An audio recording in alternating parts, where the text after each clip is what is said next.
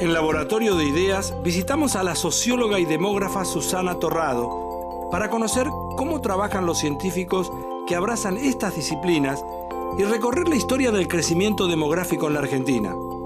Y a continuación, hablamos con Matías Saldarriaga, un joven físico que indaga en cuestiones como el origen del universo, la materia y la dinámica de las galaxias.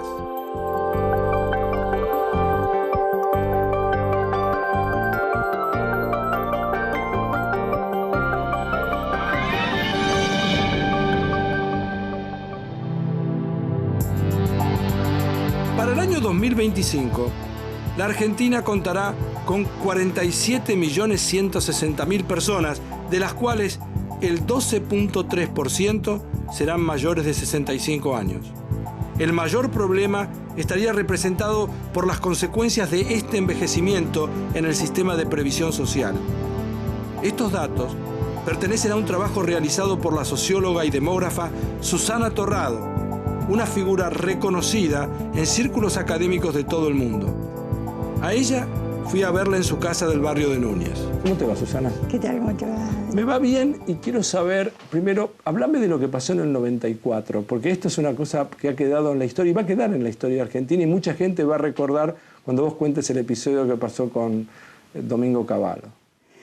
Bueno, en el 94 el exministro Cavallo se enojó por un comentario que yo hice en una radio acerca de la subida del desempleo y lo mejor que atinó a hacer es mandarme a lavar los platos. O sea, era vos cuando él dijo vaya a lavar los platos. Que vaya a lavar los platos, porque además le parece que no había oído hablar nunca de mí, lo que no habla de que yo no era bastante conocida, pero más bien de su desconocimiento respecto a lo que es el mundo de las ciencias sociales. Pero me parece que fue una cosa simbólicamente muy importante. Por eso quería hablar, no por recordar el episodio, que es una anécdota, sino por todo lo que significó la década del 90 en la Argentina. Y en realidad es eso, ¿no? Es la concepción que se tenía además de cómo es la actividad científica y además de cuál es el diálogo que se puede entablar con la comunidad científica respecto a la marcha de la economía y a la marcha de la sociedad. No, Cavallo yo creo que se arrepintió después. En una entrevista que nos hicieron a las dos, nos cruzaron en radio, después me llamaba esa mujer. Es decir, que me sacó el título de doctora de científica, de señora, me llamaba esa mujer. Pero te das cuenta que eso es justamente porque es lo que le sale. Es absurdo. Es un insulto, es un agravio tan Totalmente. grande. Por suerte la comunidad científica vio que no era un problema conmigo, digamos, que era un problema de la forma que estaban siendo percibidas los científicos, desde aquel que decidía sobre nuestros destinos, por lo menos la vía económica, ¿no? A mí me gustaría poder contarle a la gente, a través de una científica que está en la punta, en la frontera del conocimiento, investigando y pensando cosas, ¿qué hace un sociólogo? ¿Sobre qué investiga un sociólogo, Susana? Mira, en términos muy generales, ¿no? Yo diría que la sociología se ocupa de descifrar cuáles son los mecanismos de funcionamiento del conjunto de la sociedad. Y cuando digo del conjunto de la sociedad y los mecanismos, me refiero más específicamente a detectar cuáles son las formas del lazo social, lo que llamamos lazo social. Es decir, cuáles son los vínculos, cuál es el tipo de contrato que se establece entre los ciudadanos de un país a los efectos de vivir en sociedad, porque vivir en sociedad supone una serie de reglas y de delegaciones de derechos simplemente para que a uno le reconozcan los propios. Estos estudios de las sociedades globales nunca pueden ser en abstracto, siempre se refieren a lo que llamamos sociedades concretas, es decir, sociedades definidas por tiempo y espacio. Y me gustaría poder entender, por ejemplo, ustedes quieren empezar una investigación y vos ¿cómo lo harías? ¿Tenés una hipótesis en la cabeza, conjeturás que algo pasa y lo vas a comprobar en el campo? ¿Cómo funciona? Funciona más o menos así como lo dijiste, pero primero tengo que decir que la sociología tiene muchos compartimentos, digamos, ¿no? A veces digo compartimentos estancos porque parece que no se relacionan, pero está muy segmentada desde el punto de vista de las especializaciones. Entonces, si uno hace sociología de las clases marginales, sociología de la marginación con los efectos del desempleo y el subempleo, etc., hay una forma de encarar la investigación que es bastante específica al tema que se está estudiando. Ahora, ¿qué quiere decir hacer, discúlpame que te interrumpa, hacer sociología de clases marginales? ¿Qué quiere decir hacer sociología? ¿Estudiarlas, investigarlas, describirlas? Sociología de la marginalidad, lo vas a encontrar en un texto. Okay. Y quiere decir describirla, primero definir qué es la marginalidad, cosa... No trivial. No, lo más importante de todo, porque a partir del campo teórico, del marco teórico, o sea, de las definiciones del objeto de estudio, se van a ir definiendo las formas de abordaje del objeto. Una vez que definió el investigador qué es la marginalidad, entonces se planteará cuál es su estrategia, qué aspecto quiere estudiar. Si quiere estudiar los mecanismos macrosociales que producen y reproducen marginalidad, o bien si quiere estudiar la vida cotidiana de los marginales. El abordaje es muy distinto dependiendo de la elección que haga el investigador. Después se pueden hacer hipótesis digamos, en una forma más tradicional, más parecida a las ciencias duras, digamos, ¿no? Que uno hace una hipótesis, bueno, hago esto, la confirmo, la refuto. O bien tener un marco teórico donde las hipótesis, digamos, es un corpus de conceptos donde las hipótesis están implícitas.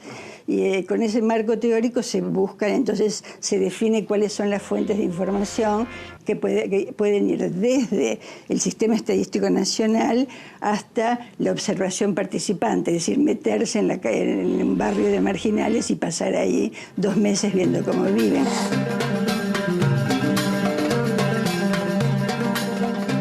Yo estoy ahora en tu escritorio, un lugar precioso. Te digo, es tan lindo este lugar para estudiar, para trabajar, para pensar, para leer. Ahora, te quiero imaginar a vos. Te imagino viniendo acá y sentándote un rato y decir, quiero pensar algo porque se me ocurre que esto podría llegar a pasar. Hay algo que dispara en tu imaginación, en tu cabeza. ¿Hacen investigaciones de ese tipo? Gente reflexionando y pensando teóricamente y después eventualmente viendo a ver si la que conjeturaron se confronta con la práctica. ¿Hay ese tipo de pensamiento? Absolutamente sí, digamos. Por supuesto que hay algunos sociólogos que trabajan mucho más empíricamente. Las encuestas de opinión son mucho más empíricas y no necesitan reflexión teórica.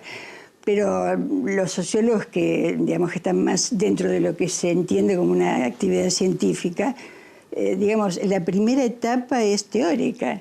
Y la actualización, la lectura continua de textos teóricos sobre el campo en el que uno trabaja es fundamental. En realidad es determinante más que fundamental, porque las ideas vienen de ahí, digamos, las ideas no crecen en las plazas, pero a veces se piensa que lo que hace el sociólogo es mirar la realidad y como los hechos pasan, digamos, él los ve y lo que hace es recoger lo que ve. No es así. O sea, como un cronista, no es un cronista. No es un cronista, no es un cronista. Porque lo que ve el sociólogo, lo que ve desde su mirada, es lo que construye el hecho. Es decir, uno no puede ver si no tiene un concepto en la cabeza. Yo no puedo ver a los marginales si antes no definí qué es un marginal.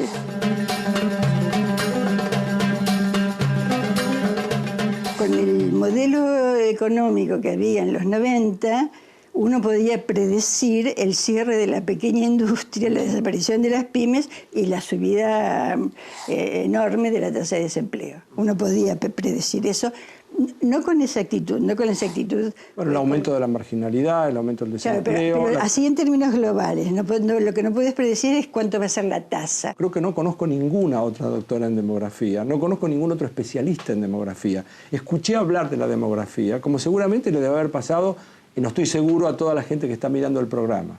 Ahora, alguien que se especializa en demografía quiere decir que ha investigado, ha pensado, hay una cantidad de estructuras teóricas que ha recorrido. ¿Qué hace un demógrafo? ¿Qué es lo que hiciste? ¿A qué se dedica? Me dejas primero hacer un pequeño paréntesis para decir por qué la demografía está tan poco desarrollada en la Argentina. El tiempo del mundo, ¿no? Es un paréntesis nada más. Por la misma razón que hay instituciones que se oponen al uso de anticonceptivos, la demografía se desarrolló muy poco en la Argentina, porque de esas cuestiones la ideología dominante o por lo menos la que quiso dominar el comportamiento demográfico de las personas, de eso no se habla. A ver, explícame un poquito mejor, a ver, porque me atrae el tema, si me decís que podemos comparar con que hay gente que se opone al uso de anticonceptivos. Claro. ¿Por qué? Explícame. Porque, mira, desde fines del 19, tanto la jerarquía eclesiástica como el liberalismo, que estuvo hasta los años 30, estaba con la idea que todavía persiste de que gobernar es poblar. Y si gobernar es poblar, hay que tenerle el máximo posible de hijos. Y si hay que tener el máximo posible de hijos, hay que restringir el acceso a la anticoncepción. Y si hay que restringir el acceso a la anticoncepción, eso tiene que ver con el crecimiento de la población. Mejor de eso no hablar y quedarnos con la idea de que gobernar es poblar. Y a partir de ahí derivar todas las políticas demográficas aberrantes que ha tenido este país. Hubo leyes, pero fíjate, las leyes, la primera fue de López Rega, que hizo un decreto por el cual prohibió la venta de anticonceptivos y sobre todo su uso en el hospital público, con lo cual todos los sectores que se atienden en el hospital público quedaron marginados del acceso al conocimiento de los anticonceptivos. Se prohibió la educación sexual en las escuelas. Después de López Rega fue el proceso. Videla sacó esta vez un decreto omnicomprensivo de cómo debía ser la Argentina potencia desde el punto de vista demográfico. Y ahí también gobernar es poblar, estimular la natalidad, estimular la fecundidad, seleccionar las migraciones externas, ya no a las puertas abiertas, sino otra vez que vengan europeos, pero no limítrofes. Esto era una concepción general. Una concepción general que es muy retrógrada. Susana, ¿por qué no está poblada la Patagonia? No es que no esté poblada. Yo creo que es por miopía de los gobernantes, porque en realidad ahora ves que por lo menos están pensando en turismo, pero los grupos que han ocupado, que han tenido el uso del poder en el Estado, que en general correspondían a los grupos de mayores ingresos, primero de agroexportadores, después industriales, con lo que pasaba en la pampa húmeda era suficiente, digamos. La pampa húmeda fue tan fértil, sobre todo en fines del 19, comienzos del 20, que las ganancias que podían obtenerse simplemente tirando semillas y poniendo a pastar las vacas eran más que suficientes que las que se obtenían en cualquier otro lugar del mundo. Yo creo que ha habido una miopía respecto a lo que a mirar el país en su conjunto y pensar el país desde el punto de vista del desarrollo del conjunto, no solamente de la población de origen europeo, que siempre fue la privilegiada. Como reflexión final, aporto un dato. La Argentina es uno de los países de menor densidad demográfica del mundo. Actualmente representa el 0,6% de la población total del planeta, a pesar de ocupar un lugar muy privilegiado en cuanto a su tamaño.